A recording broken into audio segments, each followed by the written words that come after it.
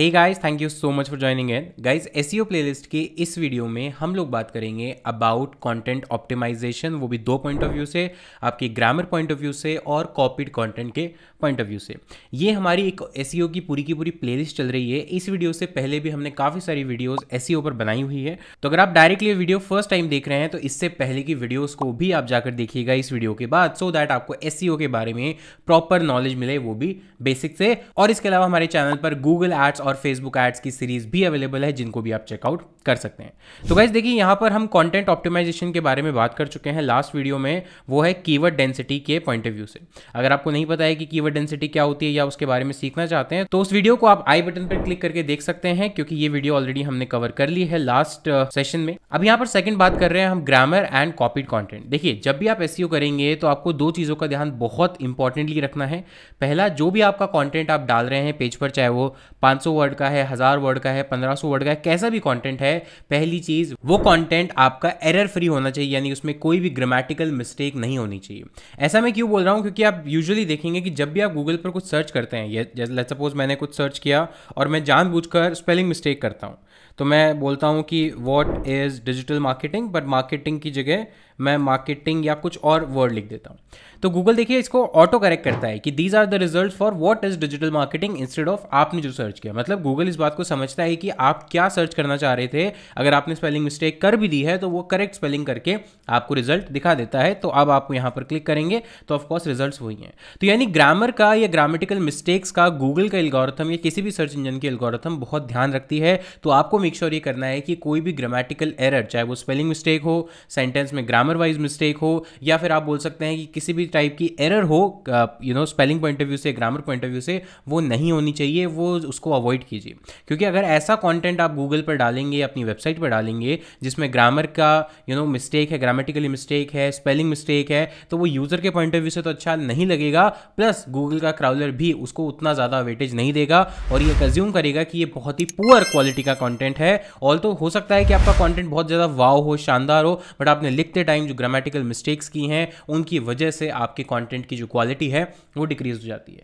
बहुत सारे ऐसे टूल्स अवेलेबल है मार्केट में जिसका आप यूज़ कर सकते हैं। जब एक बार आप कंटेंट लिख लें, उसके बाद आप सिंपली गूगल पर जाएं और यहाँ पर डालें ग्रामर चेकर एसईओ, राइट, यहाँ पर डालें तो बहुत सारे ऐसे टूल हैं जो आपको एसईओ के पॉइंट ऑफ व्यू से प्लस ग्रामर के पॉइंट ऑफ व्यू से आपके टूल को चेक करेंगे।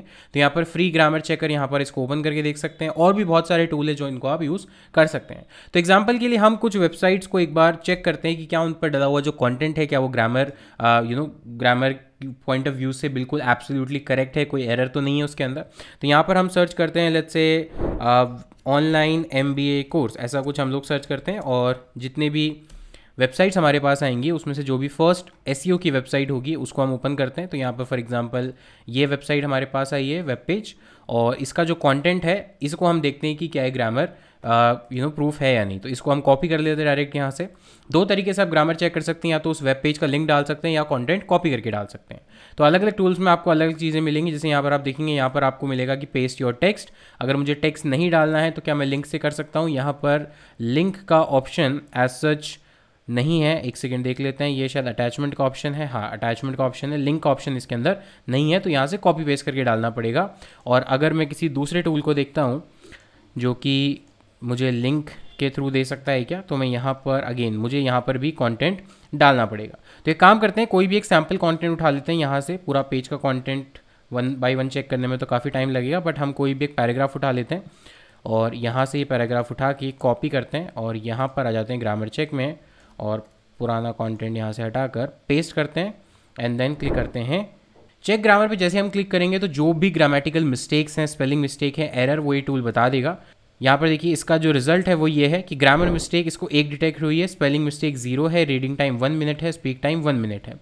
अभी ग्रामर मिस्टेक कौन से वाले टूल में बता रहा है? Enhance your, this is 2 years, right, 2 years की यहाँ पर ये एरर बता रहा है। इस पर मैं क्लिक करूँगा तो ये बोल रहा है कि the article A is not needed here. मतलब कि अगर मैं यहाँ पर नहीं लिखता, 2 years का ए नहीं लिखता मैं, तो भी ये प्रॉपर चल जाता। तो स्पेलिंग मिस्टेक तो कोई नहीं है, ग्रामर मिस्टेक में भी मिस्टेक नहीं है, एक तरह से सजेशन है कि ये नॉट नीडेड है, अननेसेसरी में आपने लिखा हुआ है, अगर आप नहीं लिखते तो भी चल जाता। इसी तरह से अगर यहाँ पर और भी कोई कंटेंट देखें इसी पेज का, कॉपी पेस्ट करके यहाँ पर डालते हैं, तो यहाँ पर फॉर एग्जांपल सेमेस्टर 1 में ये तो बहुत छोटा कंटेंट है, इसको डाल के तो कोई मतलब नहीं है। कोई और वेबसाइट एक बार खोलते हैं इसी के लिए एंड यहाँ से इसको ओपन करते हैं एंड ट्राई करते हैं। जैसे फॉर एग्जांपल ये वाला कंटेंट है, इसको यहाँ से कॉपी करते हैं, वापस जाते हैं और इसमें वापस हम लोग डाल देते हैं। तो यहाँ पर पेस्ट करते हैं एंड देन वापस से चेक ग्रामर पे क्लिक कर देते हैं। अब देखते हैं कि इस वाले पर्टिकुलर कंटेंट में क्या कोई स्पेलिंग मिस्टेक है या ग्रामेटिकल एरर है। तो यहाँ पर ये जो रिजल्ट है वो आ गया है, ग्रामेटिकल मिस्टेक 0, स्पेलिंग मिस्टेक 1। लेकिन स्पेलिंग मिस्टेक क्या है वो भी देख लेते हैं। ऑनलाइन MBA दिस यहाँ पर स्पेलिंग मिस्टेक्स 1 दिखा तो रहा है, लेकिन 1 क्या है ये, बेसिकली ये एक एब्रीविएशन है, तो स्पेलिंग मिस्टेक नहीं है इसके अकॉर्डिंग, क्योंकि LPU अपने आप में डिक्शनरी में कोई वर्ड नहीं है, पर एक ये एब्रीविएशन है, राइट। तो एब्रीविएशन को ये जज नहीं कर रहा है, तो अगर इसको हटा दें तो मतलब यहाँ कोई भी ग्रामर मिस्टेक या स्पेलिंग मिस्टेक नहीं है। तो गाइज इस चीज़ का आपको ध्यान रखना है। और सिर्फ यही नहीं, कोई भी ब्लॉग, लेट्स से अगर मैंने ये भी सर्च किया था व्हाट इज़ डिजिटल मार्केटिंग, तो उस पर अगर कोई ब्लॉग भी रैंक कर रहा है तो भी उस ब्लॉग के अंदर आपका स्पेलिंग मिस्टेक या ग्रामेटिकल मिस्टेक नहीं होनी चाहिए। तो फॉर एग्जांपल यहाँ पर ये ब्लॉग है, अब ये कंटेंट काफ़ी सारा है तो हम बहुत सारा तो यहाँ से कॉपी पेस्ट नहीं कर सकते क्योंकि टूल की शायद लिमिटेशन हो जाएगी।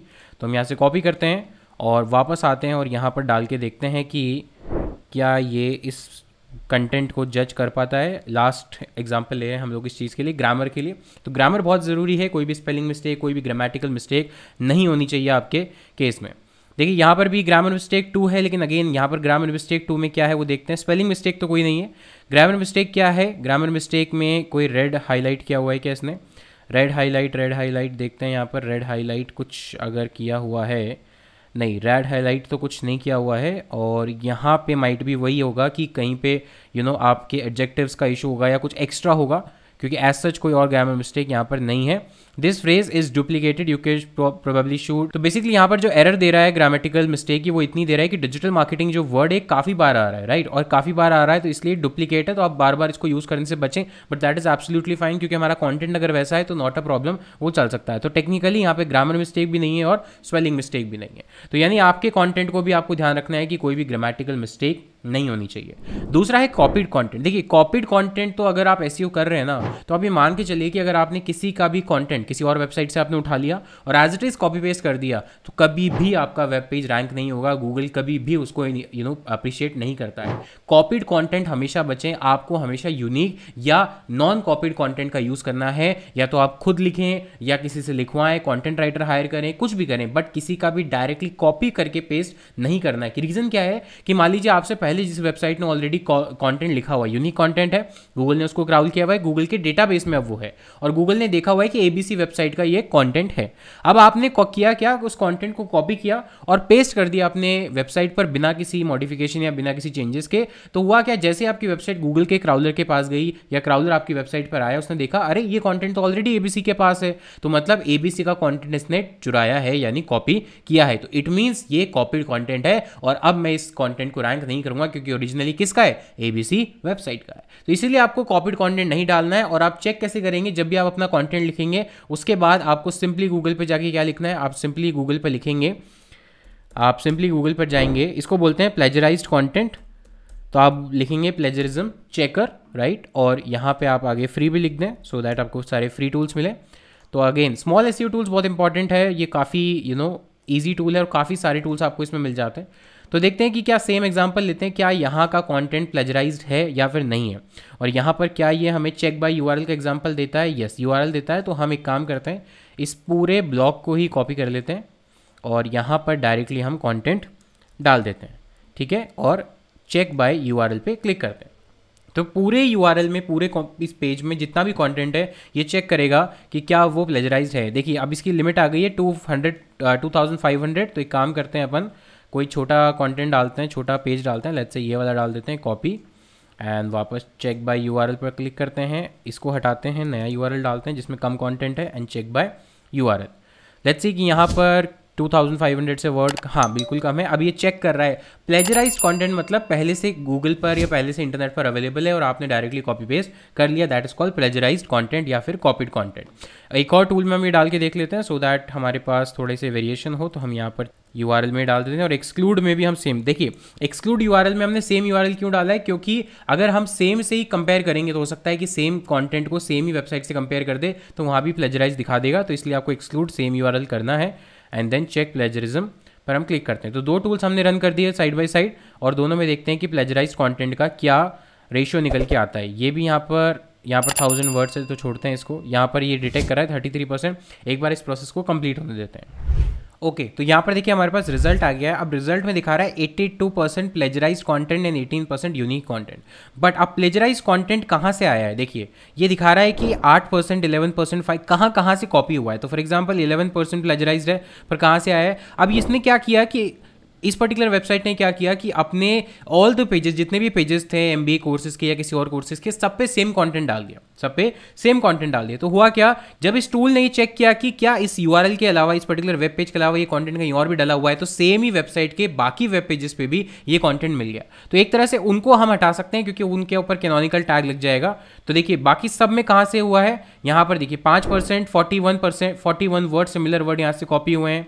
इसके अलावा यहाँ पर और कंटेंट है, हर जगह इन्होंने कहीं से कंटेंट लिया हुआ है, राइट। इट मीन्स यहाँ पर अगर आप चेक करें कि ये टूल, हर टूल एक्यूरेट नहीं होता, हो सकता है कि ये गलत 10-15% एक्यूरेसी का जो एरर है वो आ सकता है। बट अगर फिर भी देखें तो अगर ओवरऑल कंटेंट को भी देखें कि अगर हम मान लेते हैं कि 50% जो प्लेजराइज कंटेंट है वो सेम ही डोमेन का है, अल्टीमेटली 30% के आसपास प्लेजराइज कंटेंट मिलता है। एक आइडियल प्रैक्टिस ये है कि आपके ओवरऑल कंटेंट में 10 से 15% से ज़्यादा, ये मैं मैक्सिमम लिमिट ले रहा हूँ, 15% से ज़्यादा अगर प्लेजराइज कंटेंट है तो आपके लिए एक प्रॉब्लमेटिक सिचुएशन हो सकती है। 100% यूनिक नहीं हो सकता। क्यों नहीं हो सकता, क्योंकि आपने अगर एक लाइन भी कहीं से एज इट इज ली है या रेफरेंस लिया है, क्योंकि आप अगर लिख रहे हैं सोच के, चाहे आपने कहीं से देखा नहीं है, आप सोच के लिख रहे हैं, पर एक दो सेंटेंस फिर भी सेम आ सकते हैं, जो फैक्ट्स हैं वो सेम आ सकते हैं, जो डेटा है वो सेम आ सकता है, क्योंकि यूनिवर्सल डेटा चेंज तो होगा नहीं, फैक्ट चेंज तो होंगे नहीं, राइट। तो वहां पर 10 to 15% इसलिए अलाउड है उस पर्टिकुलर कंटेंट के लिए, बट 80 to 85% कंटेंट जो है वो यूनिक होना चाहिए। तो मेक श्योर जब भी आप एसईओ के लिए कंटेंट लिखें या किसी से लिखवाएं तो प्लेजरिज्म चेकर जरूर यूज करें और देखें कि क्या उसमें प्लेजराइज कंटेंट तो नहीं है, और अगर है तो वो कहां से लिया हुआ है ये भी यहां पे आपको पूरा डिटेक्ट करके बता देगा।